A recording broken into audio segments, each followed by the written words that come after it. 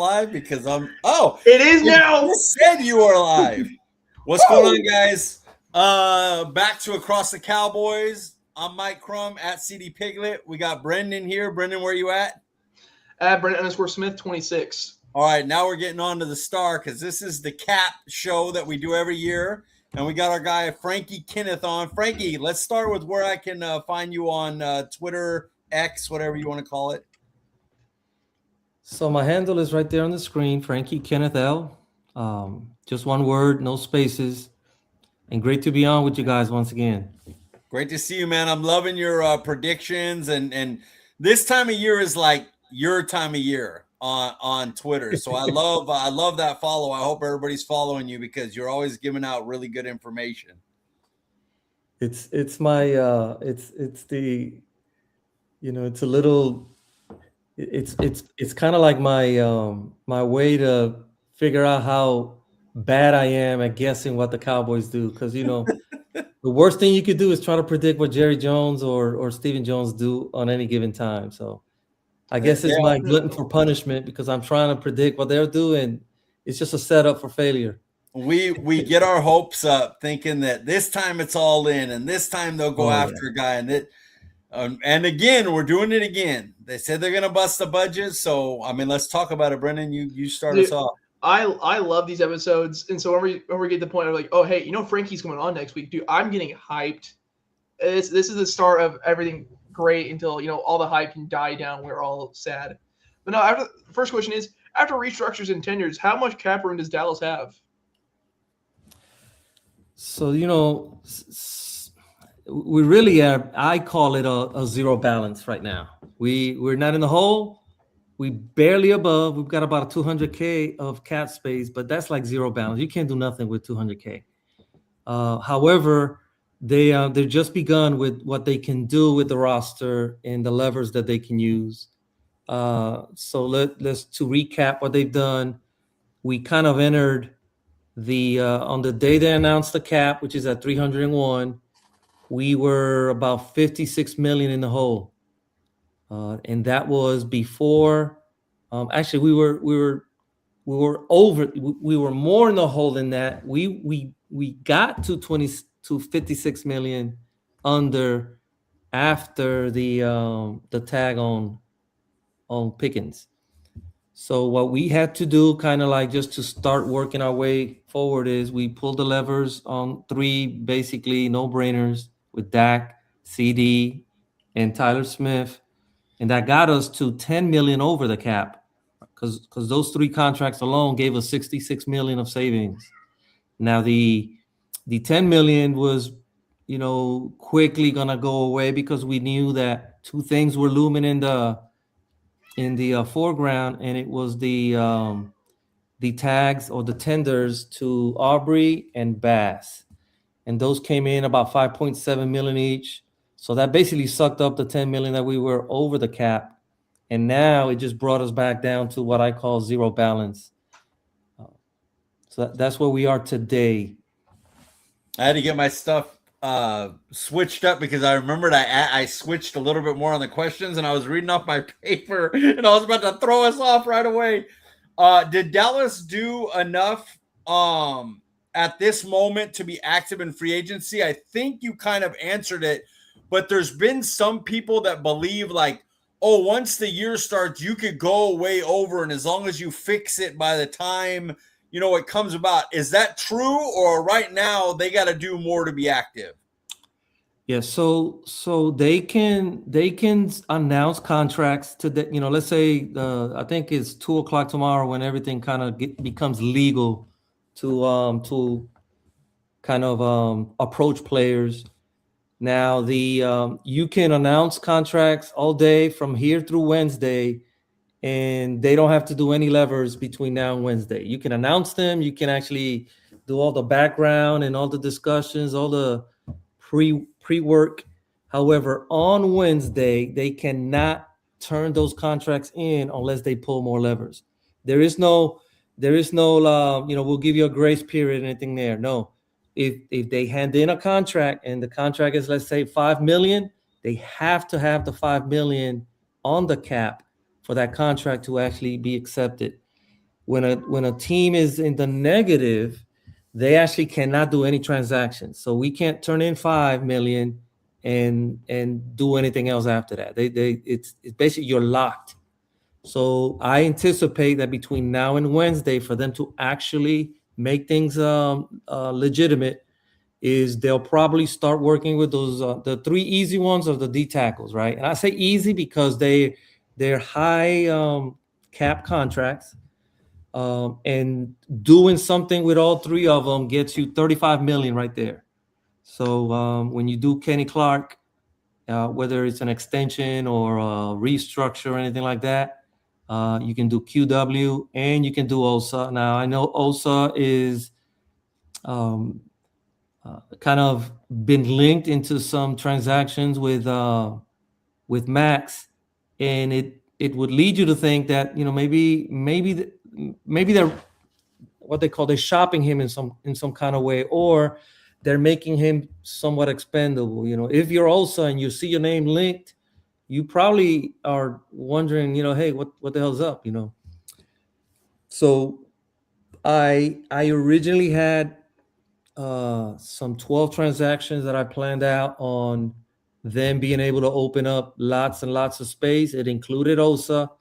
If you were to ask me today, I may bump him down on the list. Not to say they won't do it.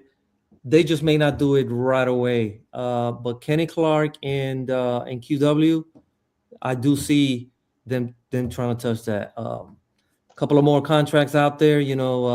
If they trade, let's say they were to trade Bass, or if they were to do some type of settlement on Aubrey, those same 10 million that they took up on the cap, you can bring all of those way down. On Aubrey, for example, you could bring that all the way down to 2 million from the 6 million, let's say, that he's counting today. The backtrack 6 fall cap. So things do maneuver now. They hold on one second, Frankie. Can you hear him okay, Brendan? He's going a little in and out for me. He's going a little in and out, yeah. Okay, go back. You were saying that Aubrey could be 2 million if things are extended. Go back from there where you were saying Aubrey could be 2 million if they work out a deal. So they can bring down the salary to about 1.6 million, and then his prorated bonus or whatever they pay him goes on top of that. So he'll drop from 6 million down to between 2 to 4 million, let's say. And then people freak out because he'll sign a contract that'll say, oh, he's a $7.5 million kicker or whatever, or $8 million kicker. Well, that's not what's going to hit your cap on the first year. There were some good tweets I saw, and there's a breakdown of like what you could project your first year cap hit on an X given contract, and everything hovers around a 20 to 30% of that APY is going to hit that first year. Now Bass gets traded, all of that falls off your cap. So there's a lot of things that between now and Wednesday can happen to kind of gain some more of that space. You got Hooker, who I have on my transaction list. He's probably a guy that can save you. I think it's 7 million. Boom, real quick.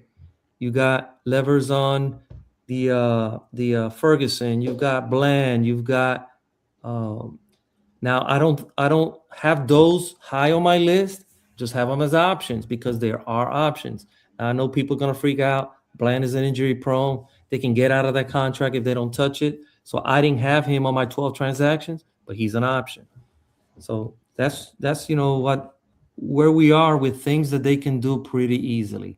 The biggest bang for the buck that they can get is obviously do something with Pickens, because he's the biggest cap hit after that. So he's kind of the elephant in the room. Yeah, that would be huge if they can get Pickens. Let me ask you first, Frankie, but I want Brendan to answer this as well. Straight up prediction.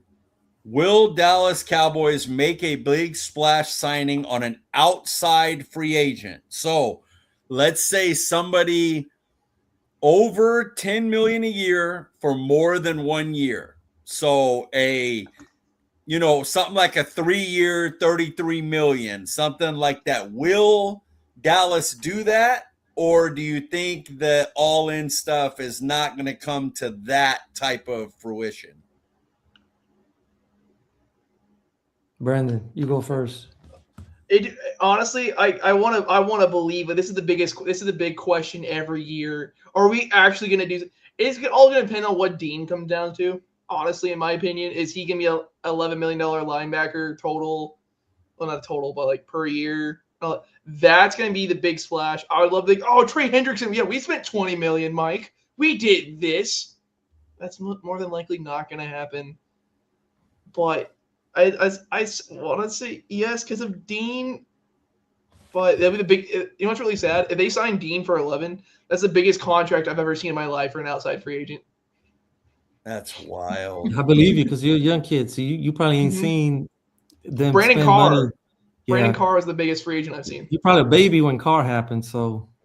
Kind of. Yep. Now I beg to differ though. I'm gonna go out on the limb, and again, it's the worst thing I can do is just be wrong like every year. But I do think that they're gonna bring in, and it's gonna shock you. There's gonna be more than one free agent signing above the Dollar Tree rack at the red light special at Target or whatever. Okay. Now I was looking here on a what's that website, on the Spotrac predictions, right? These are the market values for some free agents out there, and if we were to take care of a couple of the positions, and let's just start with linebacker. If they were just to bring in a linebacker that is above that bargain basement arena, there's a couple of names out there. I myself don't see Devin Lloyd happening. That's too, that's asking a lot of a front office that's never, done this in Brandon's lifetime, right? However, you take a tier below that, or maybe 2 tiers below that, and you still can get a decent guy.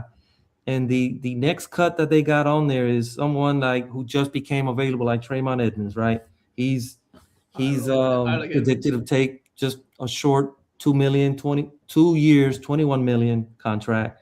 A name that made the rounds last week was Bobby Okereke that the Giants made available. He's going to come in about about 12 million a year. Now that contract is really unheard of for the Cowboys, but I think it's the waters that I see them going into this year. So someone like a Bobby Okereke is the splash signing that isn't a splash on other teams, but is huge for this type of a front office. And then you got the other name that's really, really become common link, and that's Nakobe Dean. And the market value Spotrac has is for 32 million. That's what 8 million APY. Now I will say this, because if you go back to last year when we were quoting the market value for what was it, J-Lou, Spotrac uses an algorithm and they tend to shoot low on some of these guys that are not like the top of the market. They're good at predicting top of the market guys, but when you come on to those next tiers, the algorithm kind of is very conservative. So I anticipate if they're saying 4 years for 32, he's more likely to be 3 of 36, 4 for 40, somewhere in the 10 to 12, then 8 million like they predict. Especially if we've made him a priority and we get into some type of bidding war with Philly or something like that. But those two names, I don't think Edmonds is on the horizon. I just mentioned him because he's one of those that have recently. Quay Walker, we spoke about earlier, is another name out there. Now, I'm not a big fan of Walker, so I hope it's not him. I don't know Dean very much, to be honest, because he's been a hurt guy, right? So I don't know if he's put this stuff behind him. The good thing is that we'll have the intel on him. CP will know if this is a guy that's worth going out there. If he sees him as a fragile guy that is maybe undersized, and the body fails him, no matter what the mind wants to tell him, then we'll know that, So if he makes a play at him, I'm gonna trust the new coaching staff that knows them, that's the direction they want to go, and I'll be fine with it. I'll be fine with it because they have that intel that we don't. I 100% agree. When people ask me about Dean, I 100% go. If they go after him, that means CP said we're good with them, and if CP knows more than anybody, swap Christian Parker. So I'm 100% with you. My guy that I want them to go after, now this can be a little bit higher. This is going to be a 17 to 20 million guy. I'm not going to lie because of the position he plays, but I want Odafe Owe. That's the guy I want them to go after. Now, I may be shooting a little high. Maybe I don't really believe the Hendrickson. I don't think they're going to get above 25 mil a year. Mm-hmm. But I think that Phillips, because he was with CP, and I say the same thing about him that I say about Dean. I know the injury history. He literally medically retired already before he got to the pros. So he is one that I legitimately worry about as a guy that's not really an injury worry guy. Much more than Dean. Yes. He's much more of a risk than Dean. Yes. So he worries me a little, but I would be fine. If CP got him, I'd be good. But the guy that I want is Odafe Owe. 22 and a half sacks over the last 3 years. He had, 28, 24, and 19. So you're talking about 71 pressures. I like Odafe Owe. I like the idea of taking him on the rise because a lot of people early on, he wasn't a big impactful player, but that sometimes happens with edge. Not every edge comes in as Micah Parsons.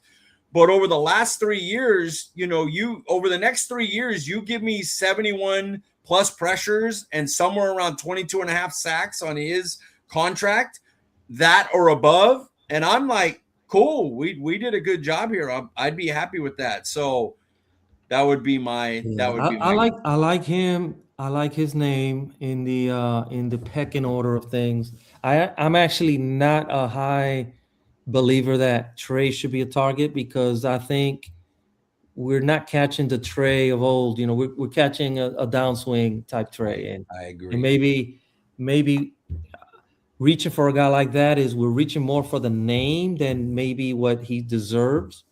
So I'm more like you said, someone on the upswing makes a whole lot more of an attraction offer for me. Now let me ask, because again, I don't keep up with these guys across the league.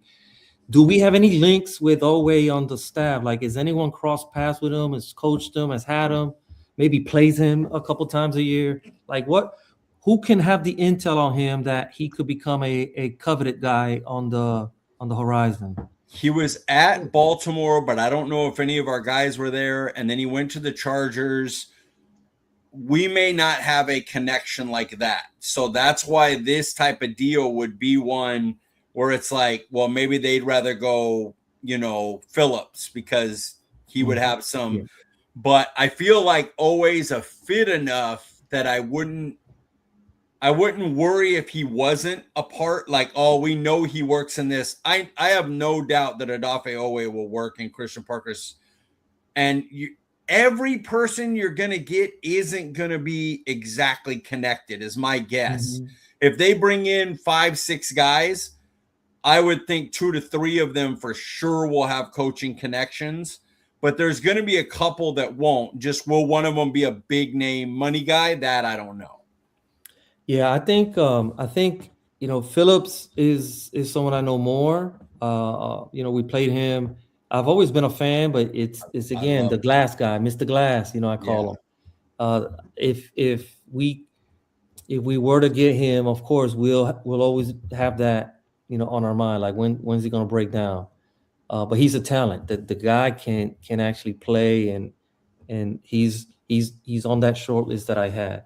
Always on that short list. Who's the other guy that is he the one with Seattle? Mafe is the other guy that's in that kind of tier of plausible, and I like all of those names. Me too. Before I overpay Trey, I have Trey, even though he's got a better history.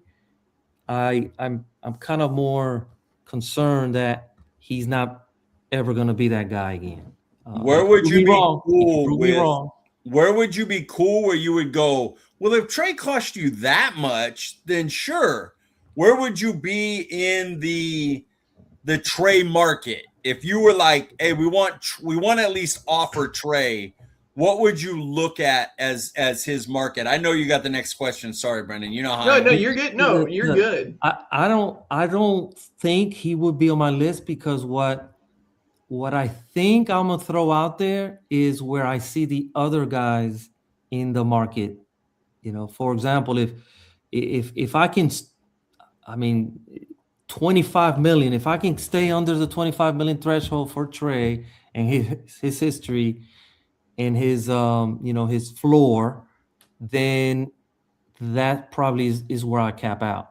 But I don't think he's going to come in under that, and the other guys are going to enter into that kind of atmosphere, where they're going to be hovering between the 17 and 20s, and maybe even 25s. You never know. These agents now are starting to want these big bumps of the market because the cap is just exploding. You saw what McDuffie just got today.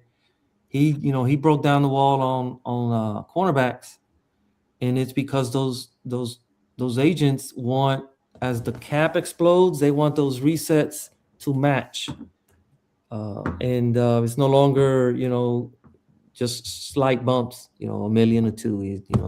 We're seeing these big chunks being taken out of the top of the market. But I guess 25-ish. I don't know what you guys think about 25 million for Trent.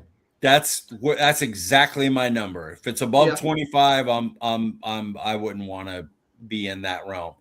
Also, McDuffie being a slot and looking back, man, they should have re-signed Jordan Lewis at 10 mil a piece. Yeah. McDuffie might be the only better slot corner than him. I mean, I love Alontae Taylor. I think he's up in that realm. Like, there's a group of like 3, 4, 5 guys that are right there with. But McDuffie's the top guy, and then like you would have had Jordan Lewis right under that for $10 million a year. That's wild. Now, is he going to play slot with the Rams, or what? I don't know the Rams' composition. They don't have good corners. That is their biggest flaw. Their offense is great. Their front seven is disgusting. Their DBs suck, and that's why they swung for this trade because they had almost nothing. I guess he probably moves into a robber role. But if he needs to go outside in base, that he'll do that. Yeah, because I see him as a slot guy, like a supreme slot guy. But if he has to be in a scheme or in a roster where he's playing outside the most, I don't think he's a 30 million outside guy, right? Like the lockdown guy. I think his expertise is in that slot. He'll live in there. I liked his name when he was being linked with us. I knew he was gonna price himself out, but for us, he would have been perfect because we're definitely in the hunt for that role. And on this team, then you can keep Bland outside. Even though I see Bland also probably a better slot guy than he's outside, but I think everything I've heard about how CP uses his slot screams McDuffie. So I'm just curious. I don't know what he'll do in a Rams roster. Like I said, their DBs not good. Their safeties are fine. Their corners, other than Emmanuel Forbes, I don't think I can name one. If we're being 100% honest, I don't think I can name one. And I'm a nerd with that stuff. I honestly. I love offseason talk because, like I said, tomorrow everything's going to change. We're going to see if Dallas does something or not. And so tomorrow scares me. I love the optimism of tonight. Dude, Dallas could go. They could sign Trey Hendrickson. They could go sign 2 huge dudes. And we go, I have no idea what's going on anymore. Or they can go, they signed a guy for $2 million on the first day of free agency. That's what we're rocking with. Okay. So it scares me. But, man, they could really revitalize this team. But since we're talking about big contracts, what would a Pickens deal look like for you, or for Dallas? So the challenge with Pickens is how does the league see him? What's the value that the actual league has him, and then how we on the Cowboys. And I think there's a disconnect there. I'm gonna tell you right now. I think there's a disconnect. All of these rumors out there that you see where people are linking him to resetting the market or getting close to 40 million. That's coming from like Cowboy fans, to be honest with you. I don't think the league sees him that way, and I'm gonna tell you why.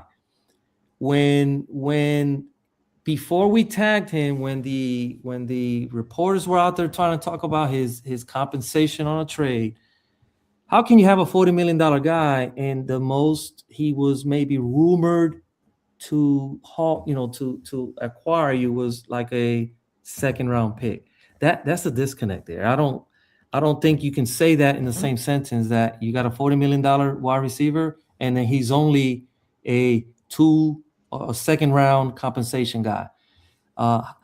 So my feelings on Pickens and his value is he's more valuable to us on our roster than he probably is on 90% of the rosters out there. I think the reputation that he has in the past is still following him. So I think the tag that they placed on him is a smart strategy, because if I'm correct, when Mulugheta goes out there to the teams, he's not going to have that 40 million a year market. But because there's a lot of reports linking him to being a top 5 receiver, I kind of played around with some numbers and I shot high, probably higher than I would do, but high so that if this is the worst of the contract, how it impacts the Cowboys. And it really is user-friendly on this year's cap. So I played around and I said, well, let's try to hit all of the parameters that we gave CD, and then add the tax of the inflation, right? Let's add inflation. So let's do a 4-year extension, about 145 million.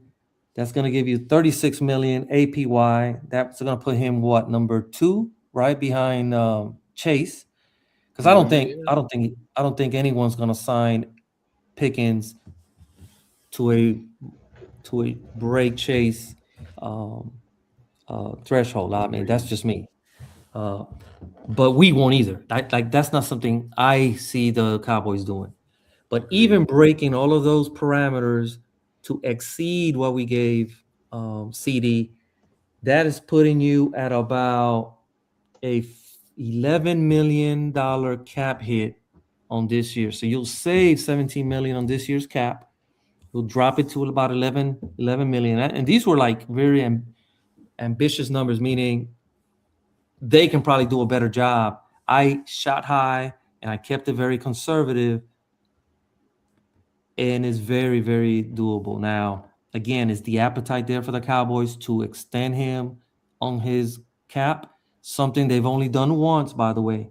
There's only been one player that the Cowboys have placed the tag on, and they've extended in that first tag. And I'll give you 2 guesses on who that is, or who that was. Was right. It Dez? It was Dez. He's the only one. Now they've extended second tag guys, like they did Tank on a second tag, and they did Dak on a second tag. But on the first tag, it was only Dez. Now Dez is a wide receiver. Maybe the market is there for them to see that, bringing that cap hit down. 36 million for Pickens isn't outrageous. That another team can probably get around those waters. It does put him in the top 3 paid wide receivers. But the important thing is, for a win now type of a window, like now, I'm talking about like winning now. 11 million on the cap, that's nothing. That is nothing. And then, you build in some escapes on there where, the guaranteed money stays pretty easy after the year, maybe year 3 and beyond. And you can do that. Throw in some voids so that you can spread some of that cap hit. It's very doable. So just remember those numbers: 4 years, 145, 36 million, and let's say there's 40 million of a signing bonus, which is 2 million more than CD got, and CD has the record for the most signing bonus by a wide receiver. So we saw Pickens, they tried to get a day 2 pick for him. We were basically the only people willing to offer that for him. Third, yeah. Which is what you were talking about as far as the disconnect between the league and stuff. A lot of people in the draft I know had him off their board too because of some issues they had with him.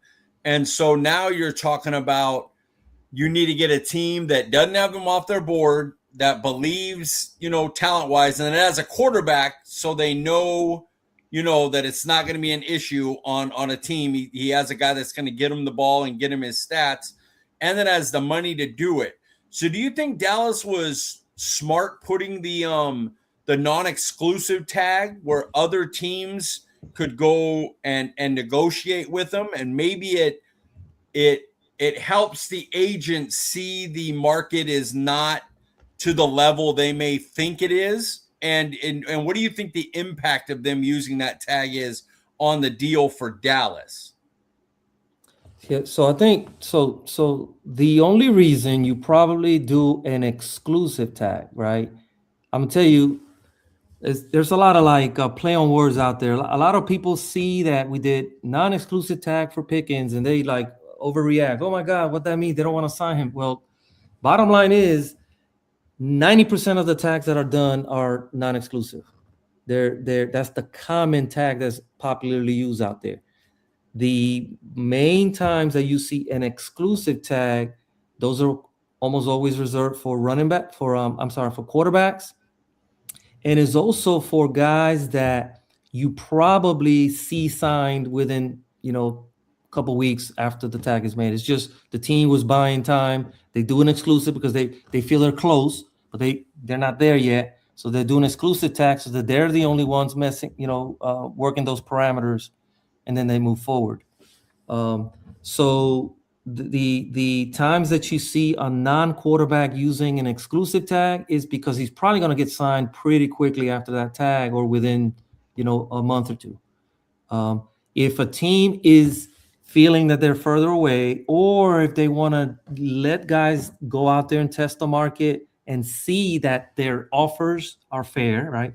Because a lot of these guys have had offers or have had some type of soft talks, and maybe they're further apart. Well, the team will say, hey, look, okay, here's the tag. It's not exclusive. Go out there and find out for yourself that our offer is fair.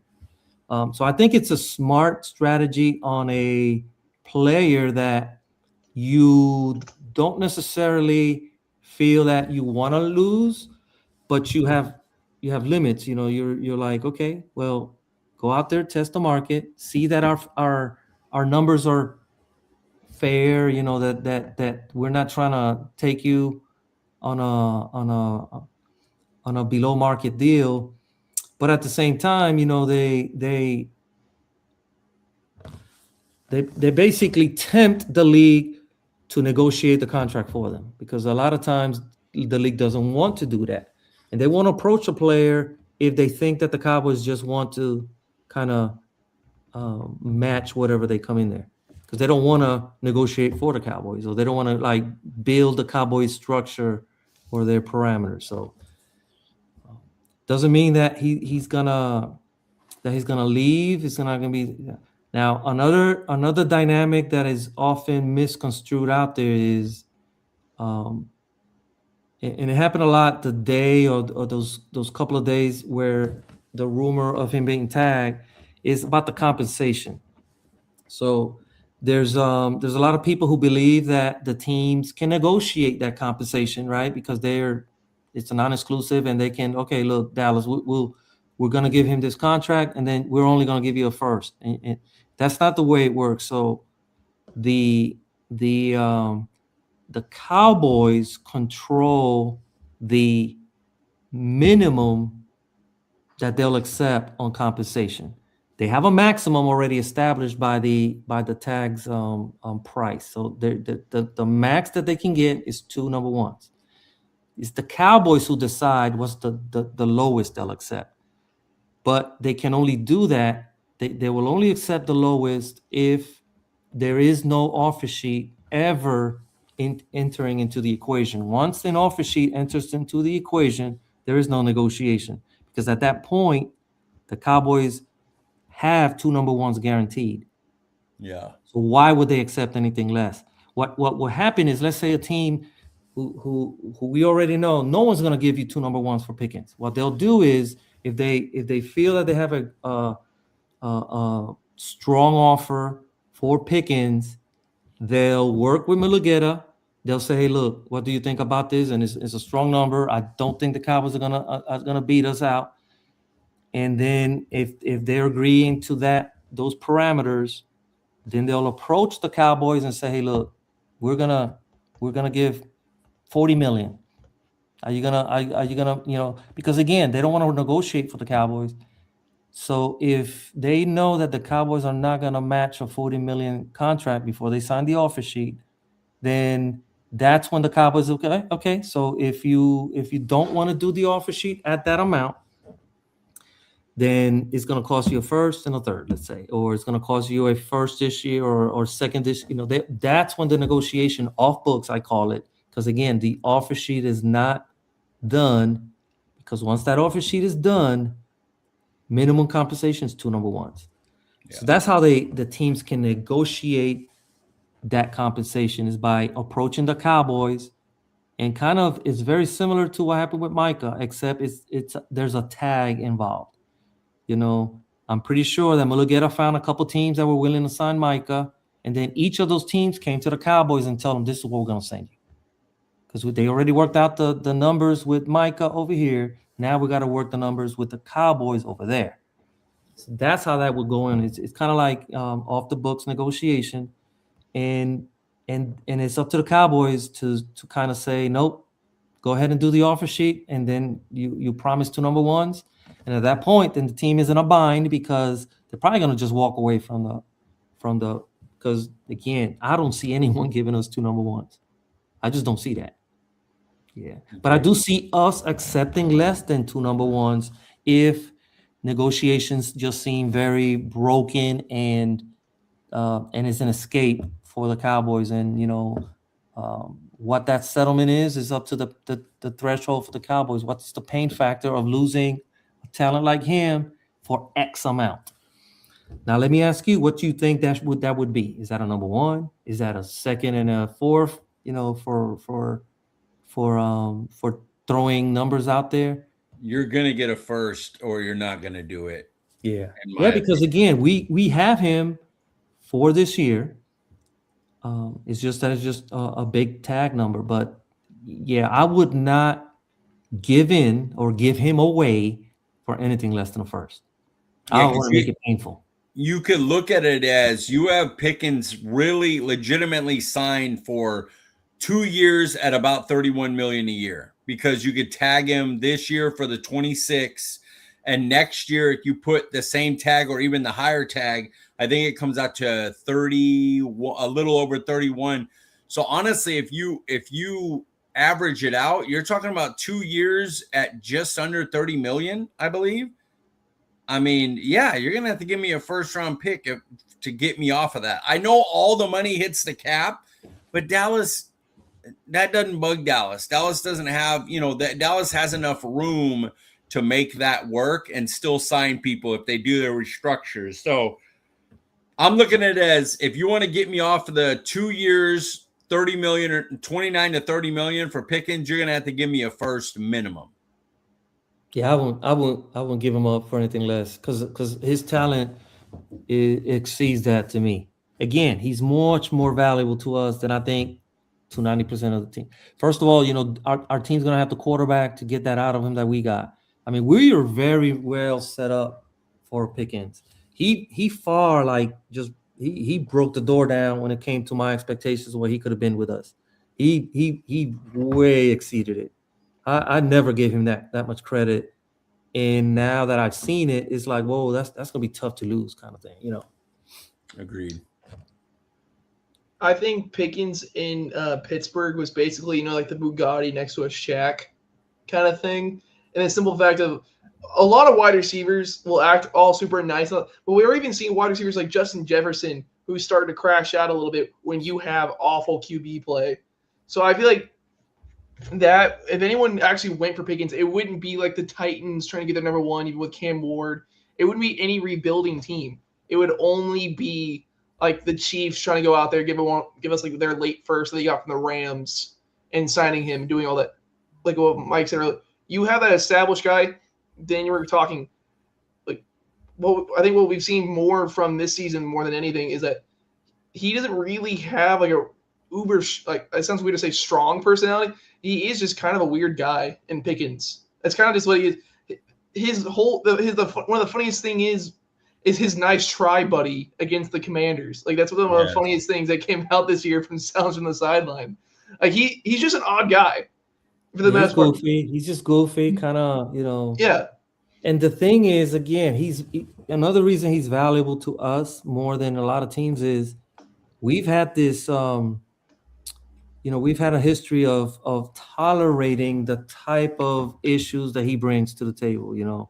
We have a high tolerance for that type stuff. Dez had his stuff, and if I recall correctly, Dez had like a crew that was a babysitting crew, kind of like got him to places, got him out of places, and that might be something that they need to have in place for Pickens. A guy that looks after him making meetings on time, or catching the planes on time, or making curfew and things like that. They're not like criminal. They're not like bad attitude and not loving football kind of things. They're just kind of goofy kind of things. Yeah, I think difference between the whole Dez situation and now is, of course, like they're different upbringings with college and all that, but it's more the simple fact. Shoddy will actually say like, "Hey, you need to show me respect." I will. Like they suspended him from him and CeeDee Lamb for a whole drive.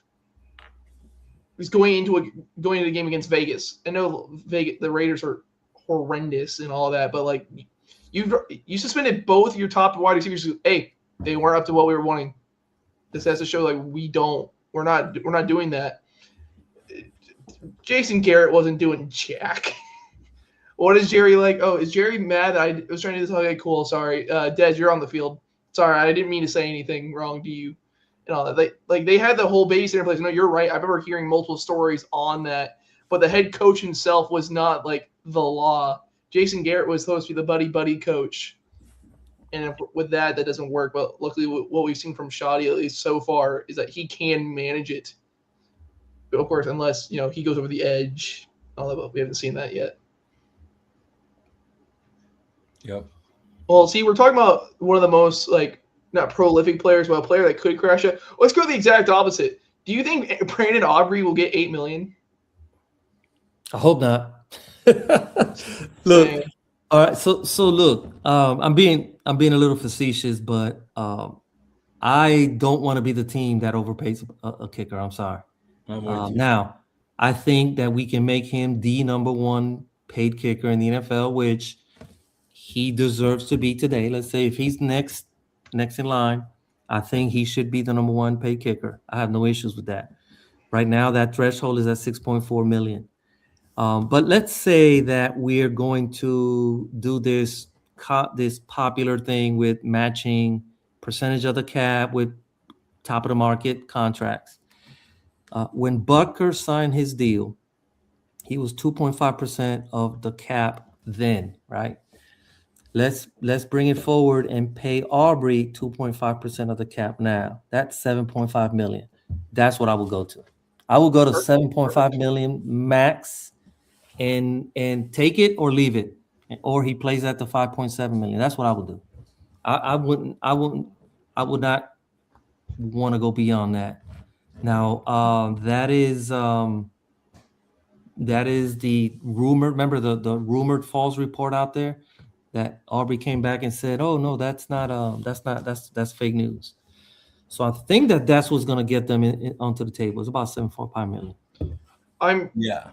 I'm pretty sure from the false report. Of course, I could be wrong. So this is all what I'm going to say is speculative. Not saying I know for sure. I'm pretty sure that they were meaning he was wrong that Dallas came in at 7.5, like as a contract offer. It was. It Yeah, was like And Dallas. it turned out to be true Yeah. that was a false report. Yeah, I think but then Broadus he found wanted out 10. some intel and said that they were close to 7. So that could be anywhere between 6.8 Yeah. million, 6-7 million, whatever. It did go beyond Butker, but it did not Yeah. pass 7 million. So it turned out to be true that was not the offer, but it should be the offer. Well, I'm saying he was saying that was false, saying like Dallas didn't offer him 7.5, but he wasn't saying it was false that him and his camp asked for 10. I'm all for Correct. like Aubrey is the best kicker in the league. He deserves that kind of money to show that like, hey, we value you, we see you as the best guy. Asking for almost $4 million more for a kicker, of course, you would know better percentage wise. That's stupid. I get you are valuable. You know your position. I think that was like a way of Todd France to just flipping off Jerry for not, I think that's one of those things, where you say, all right, then give me your counter offer. All right, give me 25 million, being just totally, flippant about it. I don't think they're serious about wanting 10 million. At least I hope not, because if that's what they want, I'm totally down with someone just taking him for a second rounder. Bye. I mean, to be honest, and I love Aubrey. I love Aubrey. He's fun to watch. He's a beast. But I'm perfectly fine letting him go for 10 million. Second rounder. No lose situation. Give me a second round pick. Give me Aubrey 1 year on the tender, or if you sign him long term and it's 7.5 or under, I'm happy with all three of those scenarios. I'm totally good with that. Yep. If he's asking for more than the guy in our next question per year, it's insane. If he's asking more than Javonte Williams, I'm sorry. I respect Aubrey as a person. I do. I will laugh in your face so hard that you think you're more valuable than Dallas' starting running back. Guess what, though? I'm going to switch it up on you because I think we've talked enough. I know the Javonte Williams deal has been out there. We've talked about Kenny Clark, and we've talked about what we want for Nakobe Dean. So I'm going to ask him the question that I want to. I'm going to skip those, and I'm going to go to how many starters would Dallas need to sign in free agency for you to be good going into the draft? I like that question a lot. So look, I guess like you can go down the line and every defensive position needs a whole plug except probably D tackle. I think if you were to rank them though, these are interchangeable because some people feel safety is a big need, right? We got one on an expiring contract. We've got another one that you can easily cut and make a lot of savings. So it looks like that whole position group. You got linebacker, who we barely got any starters there. So you got those two. So we definitely gonna need a linebacker. We're gonna need a safety.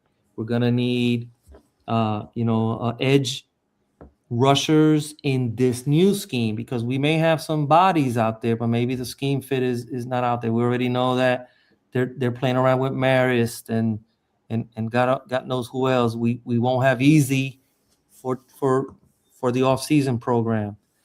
So they do need edge. They need linebackers. They need depth at cornerback, or actually they don't even have a third real starting cornerback. I would say that in order for us to like pick in the draft without backing ourselves into a jump tax situation is one edge. There's a minimum. Sign an edge, sign a corner, one or two linebackers, and a safety gets you like bare minimum to go into the draft and then be a little open. I prefer more than that, but 4 to 5 positions, let's say 5, right? 5, you plug in any combination of those 5. And if I were to double up on a free agency, I'll say linebacker and maybe the D line, and cornerback. You can maybe the safety I have lowest on the double dip because of my perception that position in the draft is super deep, and it's like very ripe in those areas where we can probably tap into either bottom of the first. If we maneuver our ways back into the second to third round, that's really where the prime target is, that second and third round. Many different flavors of safety. So try to plug as many holes in the line, D-line, in the second level with the linebackers, and get your cornerbacks kind of sealed. And then the safeties in the draft are probably going to help you the most. I'm not saying it. So no, just go ahead. Mike's a child. This is who I have to deal with every week because Mike's a child here. I didn't say it out loud. I just thought it. And then to do with you, Frankie. He's just a child. I just have a terrible, dirty mind, Yeah. and you get to talking about going super deep in right positions, and I'm like,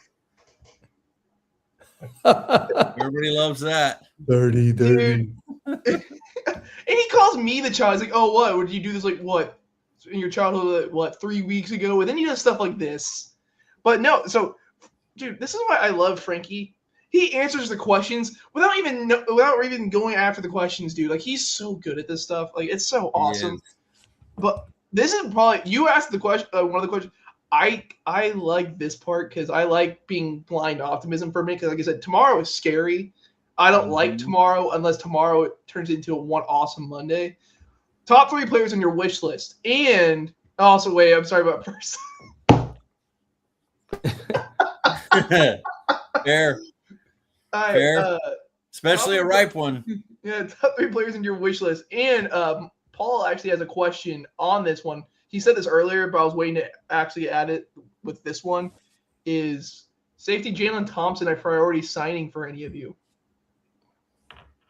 I think he's one of those players that I think we'll hear early if we sign an outside free agent. I think Jalen Thompson is high on that list of he's linked to members on the coaching staff. He's in a position of need, and he seems to be a fit. So, and I don't think he's going to break a bank guy. I don't think he's going to be a break the bank guy. But he's if you were to ask me like what names are out there that I'll have high on my interest list, Jalen Thompson, I mentioned Okereke earlier. I don't have him high on my wish list, but I think he's going to be linked and is Dean. Again, he's probably not high on my list because I have other names that I prefer, but I do anticipate he's going to be linked. And then let's go with someone like Demario Davis. If we're talking about double dipping, get an old vet in here to be that veteran voice for youngsters that you are bringing on board, and he's not going to break the bank. He won't be like my linebacker answer, but he's that double dip. He's that double dip at linebacker.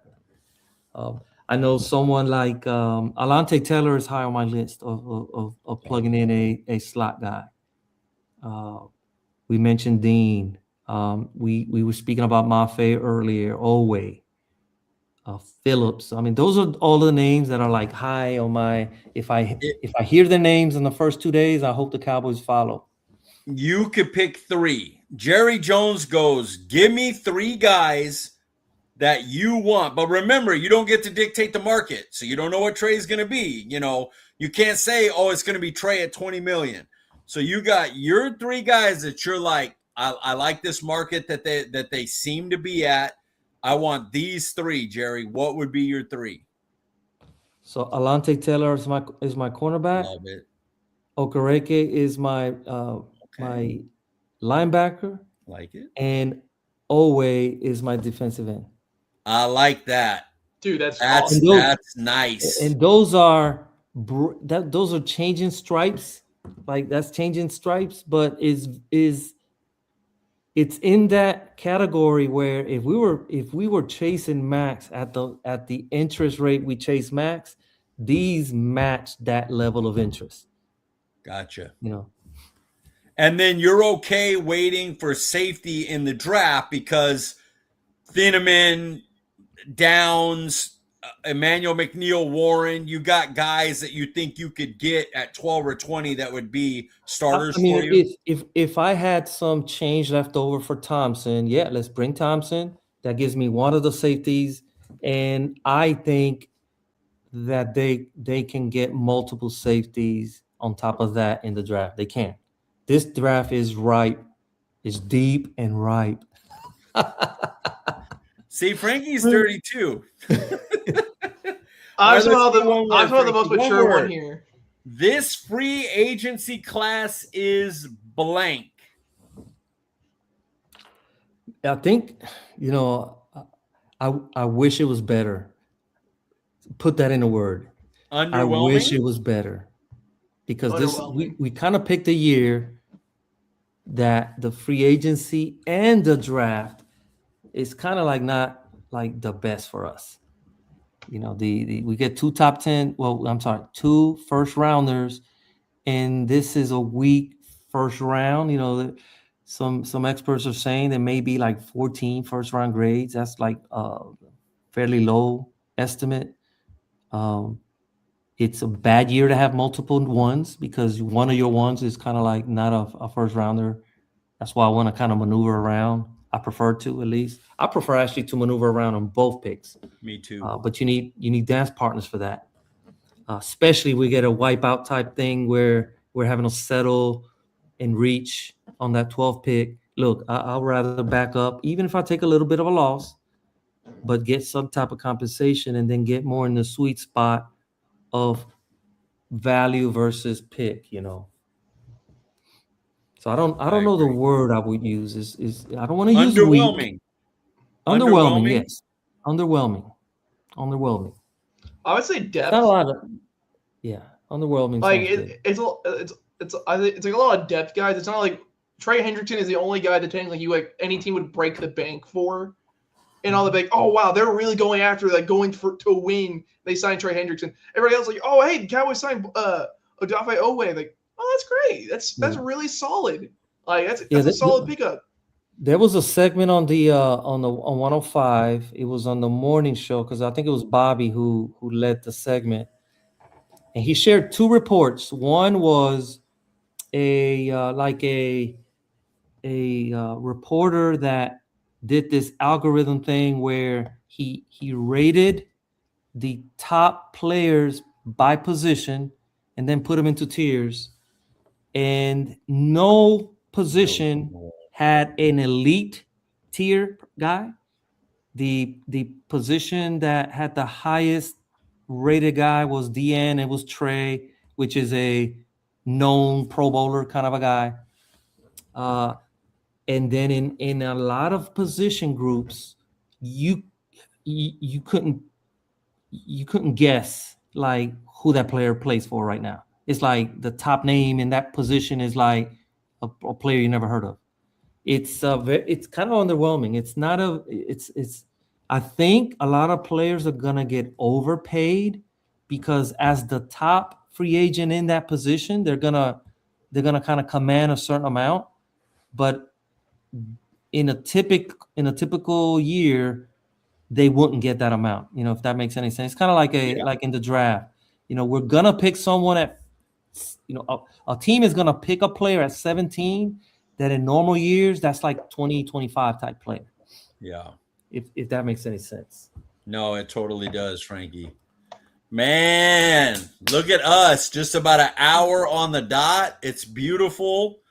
I love it. Brennan, you got any closeouts? I got to do my Piglet nice and easy. I would like to point out that since, Paul hates everyone, and that's why he's not here.